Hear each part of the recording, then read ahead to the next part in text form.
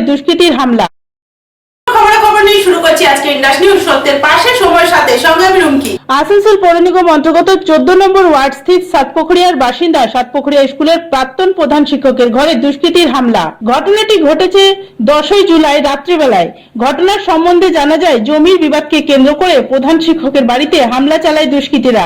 এদিন দুষ্কৃতীরা বাড়িতে বোমাবাজি, গুলি ও বাড়ির ভেতরে ভাঙচুর চালায়। এই ঘটনায় আতঙ্কিত এলাকাবাসীরা ও পরিবারের লোকেরা। ঘটনার লিখিত অভিযোগ করা হয় আসানসোল উত্তর থানায়। এই ঘটনার ভিত্তিতে একজনকে গ্রেফতার করা হয়েছে।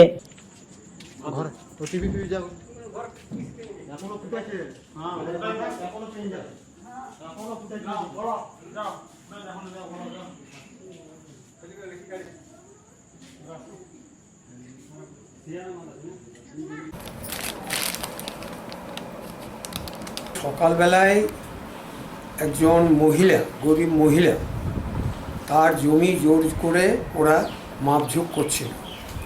সেই মহিলা আমার কাছে ওর মেয়েকে নিয়ে কাঁদতে কাঁদতে আসে, বলে যে আমার জমিটা দেখো, ওরা জোর জবরদস্তি দখল করে নিচ্ছে। ওরা বলতে কে? ওরা বলতে জমি মাফিয়া, ওই দিলীপ মণ্ডল, স্বপন ঘোষ, গেতরা মানে ও ওরফে যদু মণ্ডল আর জিতেন ঘোষ, এরা কয়লা মাফিয়া ছিল, এখন জমি মাফিয়া হয়ে গেছে। এই সমস্ত এলাকার এরা খাস জমি, পুকুর ভরাট থেকে শুরু করে এমনকি আদিবাসীদের জায়গা দখল করা এইসব কাজগুলো এরা করছে। আপনার বাড়িতে কোনো চাওয়া করেছিল তারা?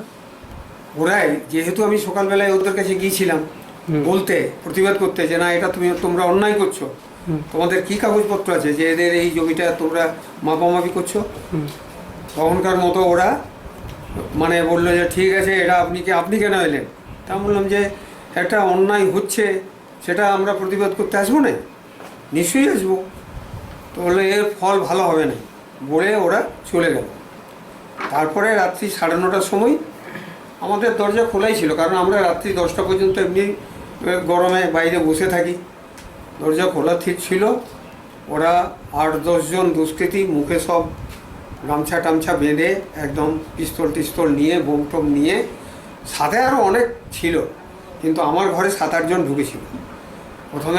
প্রথমে ওখানে 1-2টো পরপর বোম চার্জ করে, এবং তারপরে আমাদেরকে বুকে পিস্তল ঠেকিয়ে যে তোমরা এইসব করছো, এর ফল ভালো হবে নাই, তোমাদের জীবন হানি হবে, দরকার হলে তোমাদের সব